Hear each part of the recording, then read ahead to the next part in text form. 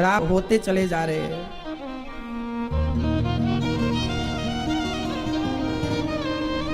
ये संसार कैसा है?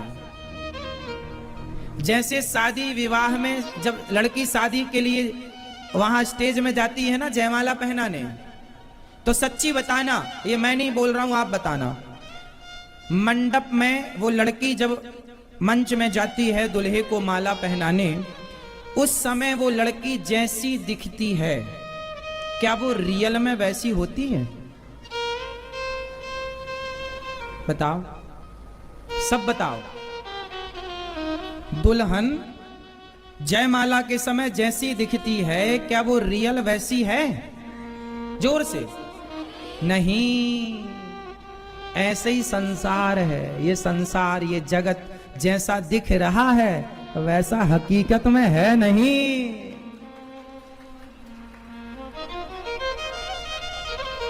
हाँ या ना? ये संसार की चमक में आप लोग लट्टू हो जाते हैं, अरे बड़ा सुंदर है ना।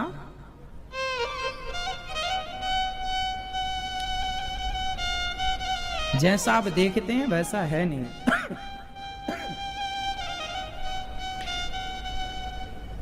आपको अब लट्टू होना है तो हो जाओ, हमें क्या।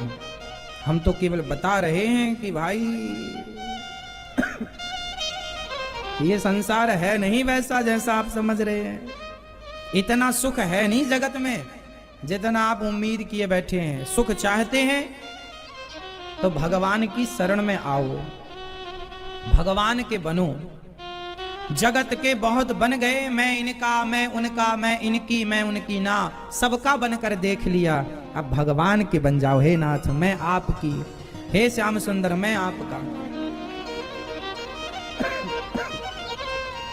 भगवान चित स्वरूप हैं और आनंद के सागर हैं। विश्व की उत्पत्ति पालन संहार करने वाले भगवान, सारे दुखों से दूर, सारे दुखों को दूर करने वाले भगवान, ऐसे भगवान जो राधा सहित श्री कृष्ण को हम नमस्कार करते हैं, जो दैहिक दैविक भौतिक ताप को मिटाते हैं।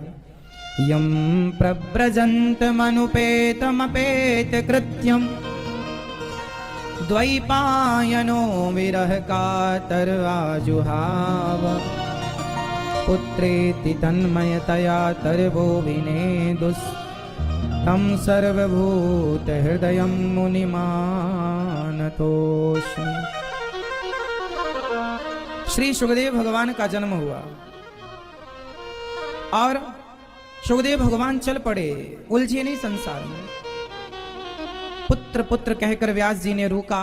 कुछ देवांगनाएं निर्वस्त्र होकर स्नान कर रही थी कि वहां पर सुखदेव भगवान ने, व्यास जी महाराज ने, सुखदेव जी गजरे तो उन्हें देखकर उन स्त्रियों ने वस्त्र नहीं पहने, व्यास जी गए तो वस्त्र पहन लिए। व्यास जी ने कहा मेरा जवान बेटा गया, आपको लाज नहीं आई और मुझ बुढ़े को देखकर लज्जित होती हो?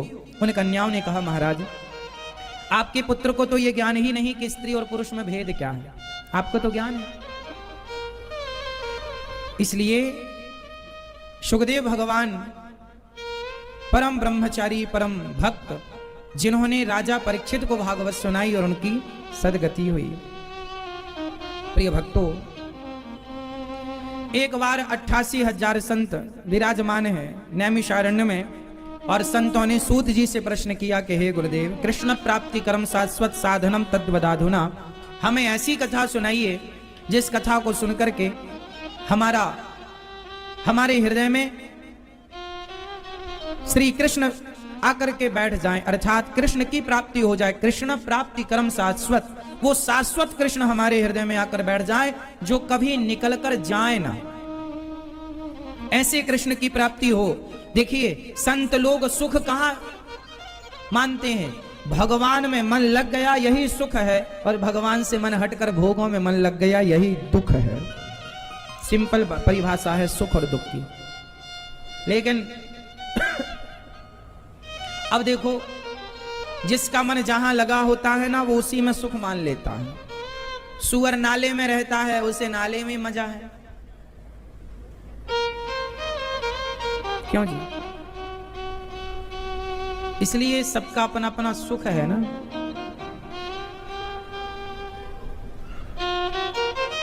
सबका अपना आनंद है। श्री सुखदेव भगवान ऐसे परम भक्त हैं। 88,000 संत विराजमान हैं। सूत जी ने कहा कथा सुनाइए। सूत जी के प्रश्न करने पर शौनक आदि ऋषियों ने कहा कि हम आपको वह कथा सुनाते हैं जो देवताओं को भी दुर्लभ है। एक बार राजा परीक्षित भागवत सुन रहे थे। सुखदेव जी भागवत सुना रहे थे कि तभी देवराज इंद्र आए, अमृत का कलश लेकर बोले, ये स्वर्ग का अमृत आप राजा परीक्षित को पिलाओ और कथामृत आप हमें पिलाओ।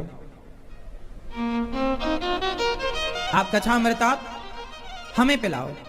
सुखदेव भगवान ने कहा ना राजन, तुम ही बताओ, तुम्हें स्वर्ग का अमृत पीना है कि कथामृत पीना है? तब सुखदेव भगवान राजा परीक्षित ने कहा मैं तो कथा ही सुनाइए। देखो, एक अमृत है स्वर्ग का और कथा को भी अमृत कहा गया है मैया।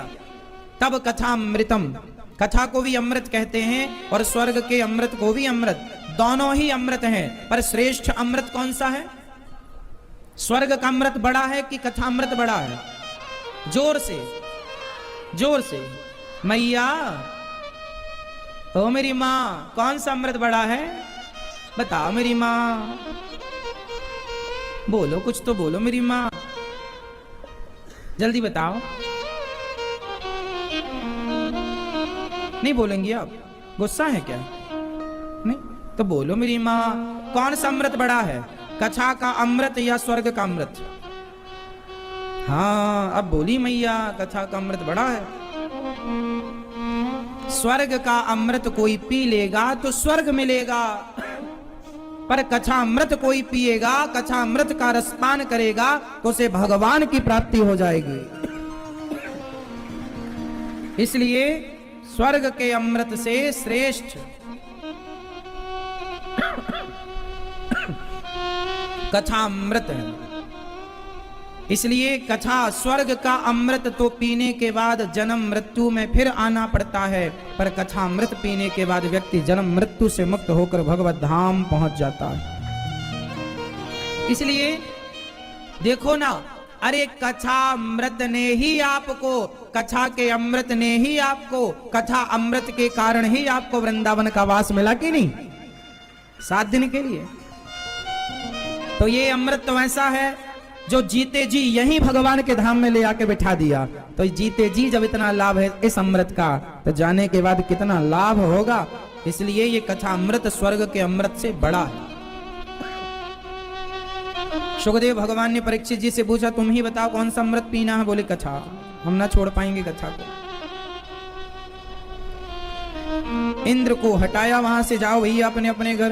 क्वा सुधा क्व कथा लोके क्व काचः क्व मणिर् महान् ब्रह्मरातो विचार्यैवं तदा देवान् जहासः।